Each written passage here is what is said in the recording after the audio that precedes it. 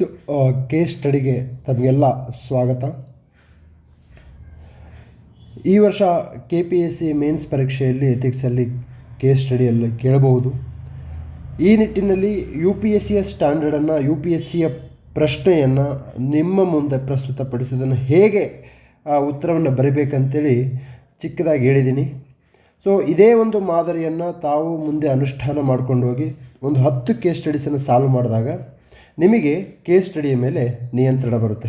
Okay, so first case study ಏನಿದೆ, ಖಾಸಗಿ ಕಂಪನಿಯ ನೌಕರನು ತನ್ನ ಕಂಪನಿಯಲ್ಲೇ ಆಗುತ್ತಿರುವ ಹಣಕಾಸು ವಂಚನೆಯ ಬಗ್ಗೆ ತಿಳಿದುಕೊಂಡಿರುತ್ತಾನೆ.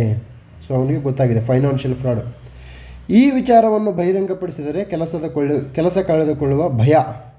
ಈ ಸಂದರ್ಭದಲ್ಲಿ ನೌಕರನು ಯಾವ ರೀತಿ ವರ್ತಿಸಬೇಕು? ಸೊ ಇಲ್ಲಿ ಒಂದು ಫೈನಾನ್ಷಿಯಲ್ ಫ್ರಾಡ್ ಆಗಿರ್ತಕ್ಕಂಥ ಮಾಹಿತಿಯನ್ನು ತಿಳಿಸಿದರೆ ಕೆಲಸ ಕಳ್ಕೊಳ್ತಾನೆ. ತಿಳಿಸಿಲ್ಲ ಅಂತಂದರೆ ಆತ್ಮಸಾಕ್ಷಿಯ ವಂಚನೆ. ಸೊ ಇದು ಇಂಪಾರ್ಟೆಂಟ್. ಸೊ ಇಂತಹ ಪದಗಳನ್ನು ಹಾಕಿದಾಗ ನೀವು ಕೇಸನ್ನು ಕರೆಕ್ಟಾಗಿ ಅರ್ಥ ಮಾಡ್ಕೊಂಡಿದ್ದೀರಿ ಅಂತ ಅರ್ಥ. ಒಂದು ರೀತಿಯಲ್ಲಿ ಇವನಿಗೆ ಏನಾಗಿದೆ, ಕೌಟುಂಬಿಕ ಸಂರಕ್ಷಣೆ, ಕುಟುಂಬವನ್ನು ಕಾಪಾಡ್ಕೋಬೇಕು. ಏನಕ್ಕೆ ಅಂತಂದರೆ ಕೆಲಸ ಕಳ್ಕೊಂಡಾಗ ಕುಟುಂಬವನ್ನು ನಿಯಂತ್ರಣ ಮಾಡೋದು ಅಥವಾ ಕುಟುಂಬವನ್ನು ಸಾಕುವುದು ತುಂಬ ಕಷ್ಟ ಆಗುತ್ತೆ. ಕುಟುಂಬವನ್ನು ಕಾಪಾಡಕ್ಕೆ ಹೋದಾಗ ಆತ್ಮಸಾಕ್ಷಿ ಕೇಳಲ್ಲ. ಸೊ ಇದು ಅಂತರಂಗ ಮತ್ತು ಬಹಿರಂಗ ಮೌಲ್ಯಗಳ ನಡುವಿನ ಸಂಘರ್ಷ ಆಗಿದೆ ಅಂತೇಳಿ ನನ್ನ ಭಾವ. ಓಕೆ, ಸೊ ಈಗ ನೇರವಾಗಿ ಉತ್ತರಕ್ಕೆ ಬರೋಣ. ಇಲ್ಲಿ ಕಂಡುಬರುವ ನೈತಿಕ ಸಂದಿಗ್ಧತೆಗಳು. ಪ್ರಶ್ನೆಯ ಮೂಲ ತಿಳಿರುವುದೇ ಈ ಅಂಶದಲ್ಲಿ. ಈ ಅಂಶವನ್ನು ಯಾರು ಸ್ಪಷ್ಟವಾಗಿ ಅರ್ಥ ಮಾಡ್ಕೊಳ್ತಾರೋ ಅವರು ಖಂಡಿತ ಈ ಒಂದು ಕೇಸ್ ಸ್ಟಡೀಸಲ್ಲಿ ಎಥಿಕ್ಸಲ್ಲಿ ಹೈಯೆಸ್ಟ್ ಮಾರ್ಕ್ಸ್ ತೆಗೆದುಕೊಳ್ತಾರೆ, ಅದರಲ್ಲಿ ಡೌಟೇ ಇಲ್ಲ. ಆದರೆ ಈ ಒಂದು ಕೇಸ್ ಸ್ಟಡಿಗಳ ಮೂಲ ತಿರುಳನ್ನು ಕಂಡುಹಿಡ್ಕೊಳ್ಳೋದು ಅಷ್ಟು ಈಸಿ ಅಲ್ಲ. ಅದು ಯಾವಾಗ ಬರುತ್ತೆ ಅಂದರೆ ನಿರಂತರವಾಗಿ ಪ್ರಾಕ್ಟೀಸ್ ಮಾಡೋದು ಬರುತ್ತೆ. Practice makes man perfect. Okay, so ಈ ರೀತಿ ಪ್ರಾಕ್ಟೀಸ್ ಮಾಡೋದು ನಿಮ್ಗೆ ಹೆಲ್ಪ್ ಆಗುತ್ತೆ. ಇಲ್ಲಿ ಫಸ್ಟ್ ನೋಡಿ, ನೈತಿಕ ಸಂದಿಗ್ಧತೆಗಳು. ವೃತ್ತಿ ಸಮಗ್ರತೆ ವರ್ಸಸ್ ಸ್ವಾಹಿತಾಸಕ್ತಿ. ಈ ವರ್ಸಸ್ ಅಂತ ಇಂಗ್ಲೀಷಲ್ಲೇ ಬರೀಬೇಕಂತೇಳಿ ಪದೇ ರಿಪೀಟ್ ಮಾಡ್ತಾ ಇದ್ದೀನಿ. ಓಕೆ, ಸೊ ಒಂದು ಜಾಬಲ್ಲಿದ್ದಾಗ ಆ ಜಾಬ್ ಇರ್ತಕ್ಕಂತಹ ಪ್ರೊಫೆಷನಲಿಸಮ್, ಎಥಿಕ್ಸ್ ಅದನ್ನು ಫಾಲೋ ಮಾಡಬೇಕು. ನೀವು ಯಾವುದೇ ಒಂದು ಪ್ರೊಫೆಷನ್ನು ಫ್ರಾಡ್ ಮಾಡಿ ಅಂತ ಹೇಳಲ್ಲ. ನೀವು ಆ ಫ್ರಾಡನ್ನು ಹೊರಗಡೆ ತೆಗೆದಿಲ್ಲ ಅಂತಂದರೆ ಇಲ್ಲೇನಾಗುತ್ತೆ, ಸ್ವಾಹಿತಾಸಕ್ತಿ ಕಡೆ ಗಮನ ಹೋಗಿದ್ದೀರಾ ಅಂತೇಳಿ. ಸ್ವಾಹಿತಾಸಕ್ತಿ ಕಡೆ ಗಮನ ಹೋದಾಗ ನಿಮ್ಮಲ್ಲಿ ವೃತ್ತಿ ಸಮಗ್ರತೆ ಇಲ್ಲ ಅಂತ ಗೊತ್ತಾಗುತ್ತೆ. ಸೊ ಇದು ನೈತಿಕ ಸಂದಿಗ್ಧತೆ. ಸೊ ಇಂತಹ ಒಂದೊಂದೇ ಪಾಯಿಂಟಿಗೆ ನಿಮಗೆ 2 ಮಾರ್ಕ್ಸ್ ಬರ್ತವೆ, ಕನಿಷ್ಠ ಅಂದರೆ 2 ಮಾರ್ಕ್ಸ್ ಬರ್ತವೆ. ಏನಕ್ಕೆ ಅಂತಂದರೆ ಈ ರೀತಿ ತುಂಬ ಮೆಚ್ಯೂರ್ಡ್ ಆಗಿ ವರ್ಡ್ಗಳನ್ನು ಉಪಯೋಗಿಸಬೇಕಾಗುತ್ತೆ. ಆವಾಗ ಆ ಒಂದು ಇವ್ಯಾಲ್ಯುವೇಟರ್ಸ್ಗೆ ನೀವು ಕೇಸನ್ನು ಸರಿಯಾಗಿ ಅರ್ಥ ಮಾಡ್ಕೊಂಡಿದ್ದೀರಾ ಅಂತ. ಸೊ ಈ ಕೇಸನ್ನು ನೀವು ಅರ್ಥ ಮಾಡ್ಕೊಂಡಿಲ್ಲ ಅಂದರೆ ಮುಂದೆ ಅಧಿಕಾರಿ ಆದಮೇಲೆ ಯಾವ ಕೇಸ್ಗಳನ್ನು ಅರ್ಥ ಮಾಡ್ಕೊಳ್ಳಲ್ಲ ಅಂತ ಗೊತ್ತಾಗುತ್ತೆ ಅವರಿಗೆ. ಫೈನ್. ಎರಡನೇದೇನಿಲ್ಲಿ, ವಿಜಲ್ ಬ್ಲೋವರ್ ಪ್ರೊಟೆಕ್ಷನ್ ಅಂದರೆ ಶಿಳ್ಳೆಗಾರರಂತ ಬರಿಬೇಡಿ ಕನ್ನಡದಲ್ಲಿ, ಅದು ಅರ್ಥ ಆಗಲ್ಲ. ಸೊ ಆದ್ದರಿಂದ ವಿಜಲ್ ಬ್ಲೋವರ್ ಪ್ರೊಟೆಕ್ಷನ್ ಬಗ್ಗೆ ಏನು ಮಾಡಬೇಕು, ಇಲ್ಲಿ ಫಾಲೋ ಮಾಡಬೇಕಾಗುತ್ತೆ. ನೆಕ್ಸ್ಟು ಕಾನೂನು ಪಾಲನೆ. ಒಂದು ಫ್ರಾಡನ್ನು ಹೊರಗಡೆ ತೆಗಿಬೇಕಂದ್ರೆ ಕಾನೂನನ್ನು ಪಾಲನೆ ಮಾಡಬೇಕು. ಹೇಗೆ ಪಾಲನೆ ಮಾಡಬೇಕು, ಹೆಂಗೆ ಪಾಲನೆ ಮಾಡಬೇಕು, ಆ ಕಾನೂನು ಪಾಲನೆ ಮಾಡೋದ್ರ ಜೊತೆಗೆ ಒಂದು ಕುಟುಂಬವನ್ನು ರಕ್ಷಣೆ ಮಾಡ್ಕೋಬೇಕಾಗುತ್ತೆ. ಮತ್ತು ತದನಂತರದಲ್ಲಿ ಈ ಫ್ರಾಡನ್ನು ಹೊರಗಡೆ ಬಹಿರಂಗಪಡಿಸೋದಕ್ಕೆ ಆಗ್ತಕ್ಕಂತಹ ರಿಟ್ಯಾಲಿಯೇಷನ್ ಇದೆಯಲ್ಲ, ಆ ಒಂದು ಏಟಿಗೆ ಎದುರೇಟು ಕೊಡ್ತಕ್ಕಂತಹ ಒಂದು ಪರಿಸ್ಥಿತಿ ಉಂಟಾಗುತ್ತೆ. ಆ ಎದುರೇಟನ್ನು ತಟ್ಕೊಳ್ಳೋಕ್ಕಂತಹ ಸಾಮರ್ಥ್ಯ ಮತ್ತು ಶಕ್ತಿ ಆ ನೌಕರನಿರಬೇಕಾಗುತ್ತೆ. ನೆಕ್ಸ್ಟು ಅಲ್ಪಕಾಲದ ತೃಪ್ತಿ, ದೀರ್ಘಕಾಲದ ನಷ್ಟ.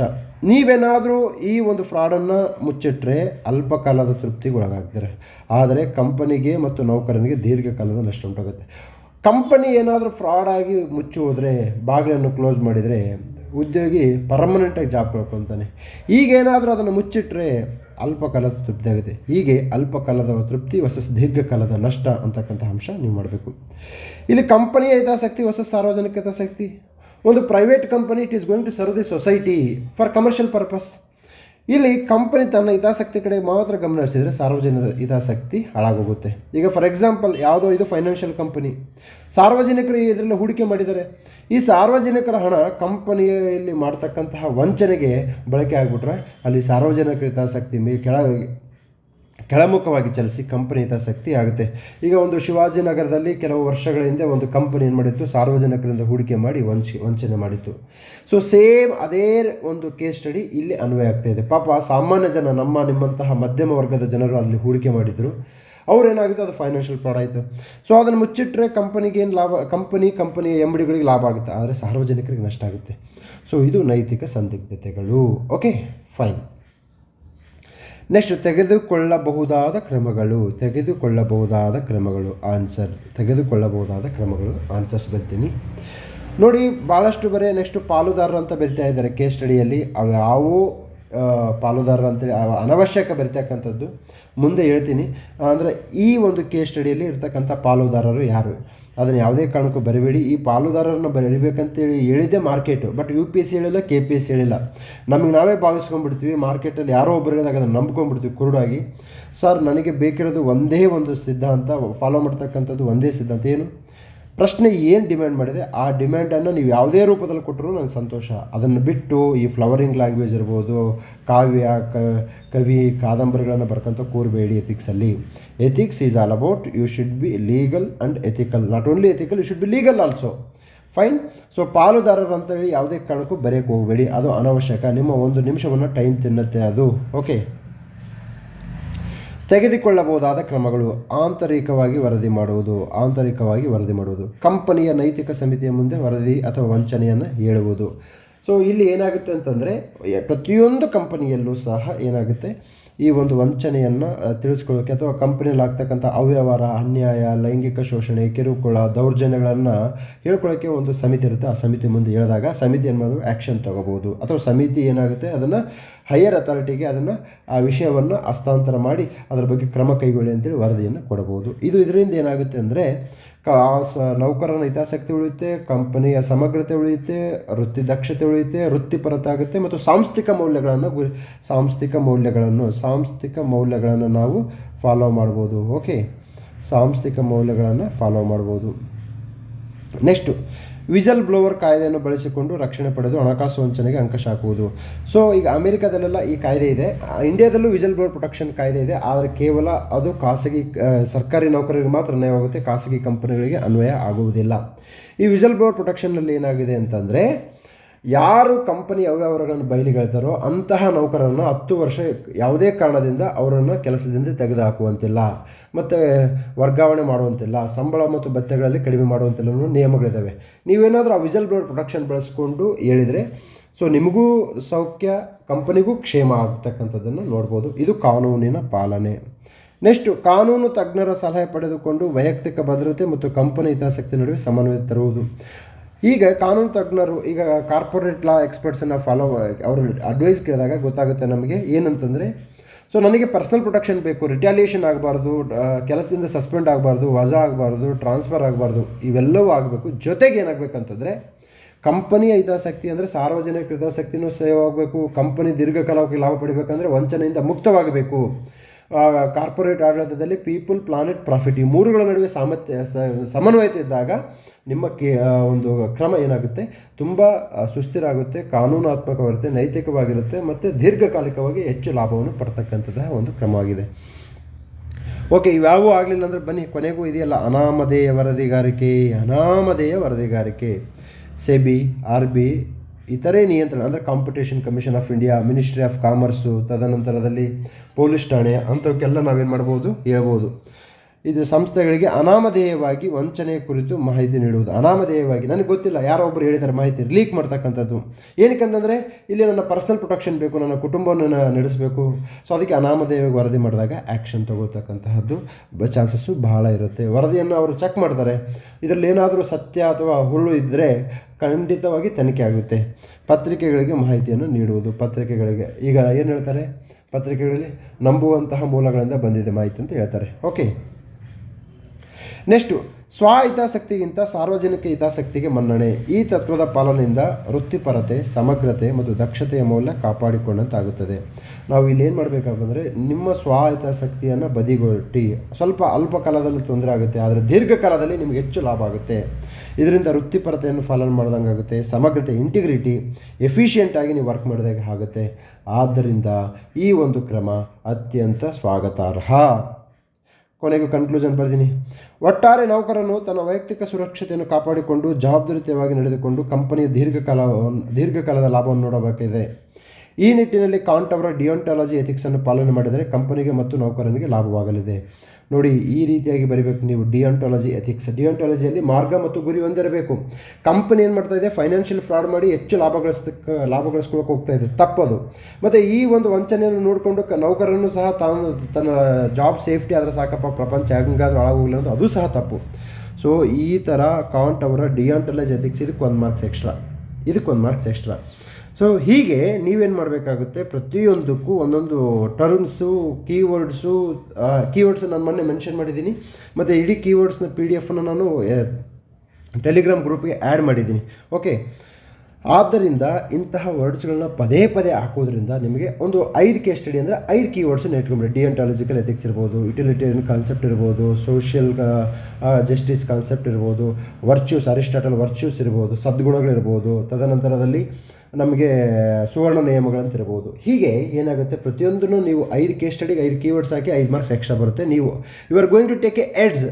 ನನಗೆ ಇಂಟರ್ವ್ಯೂಗೆ ಹೋಗೋದು ಬೇಕಾಗಲ್ಲ, ನನಗೆ ಫೈನಲಿಸ್ಟಲ್ಲಿ ಇರಬೇಕು. ನೀವೆಲ್ಲರೂ ಫೈನಲಿಸ್ಟಲ್ಲಿ ಇರೋದಂದರೆ ಕೇವಲ ಬರೀ ಫೈನಲಿಸ್ಟಲ್ ಅಲ್ಲ, you should be in a good post. So KS ಇರ್ತಕ್ಕಂಥ ಎಲ್ಲ ಪೋಸ್ಟ್ಗಳು ಸಹ ಸರಿಯಾಗಿಲ್ಲ. ಓಕೆ, ಕೆಲವೊಂದು ಚೆನ್ನಾಗಿದ್ದಾವೆ, ಕೆಲವೊಂದು ಚೆನ್ನಾಗಿರಲ್ಲ. ಸೊ ನಿಮಗೆ ಸಾರ್ವಜನಿಕರ ಸೇವೆಯನ್ನು ಬಳಸ್ಕೊಳ್ಬೇಕಂತಂದರೆ ಕೆಲವೊಂದು ಪೋಸ್ಟ್ಗಳಿಗೆ ಹೋಗಬೇಕಾಗುತ್ತೆ. ಫೈನ್. ಸೊ ಹೀಗೆ ಇಂಥ ವರ್ಡ್ಸ್ಗಳನ್ನು ಬಳಸಬೇಕಾಗುತ್ತೆ. ಫೈನ್. ನಂತರದಲ್ಲಿ ಕೇಸ್ ಸ್ಟಡಿ ಸಾಲ್ವಿಂಗ್ ಟಿಪ್ಸ್ ಇದೆ. ಸೊ ನಿಮಗೆ ಈ ರೀತಿಯಾಗಿ ಒಂದು ಕೇಸ್ ಸ್ಟಡೀಸ್ ಬೇಕು ಅಥವಾ ಅಂದರೆ ನಿರಂತರವಾಗಿ ನಮ್ಮ ಟೆಲಿಗ್ರಾಮ್ ಗ್ರೂಪ್, ಪೇಯ್ಡ್ ಗ್ರೂಪಲ್ಲಿ ನಾನು ನಿರಂತರವಾಗಿ ಕೇಸ್ ಸ್ಟಡೀಸ್ನ ಸಾಲ್ವ್ ಆಗ್ತಾನೆ ಇರ್ತೀನಿ.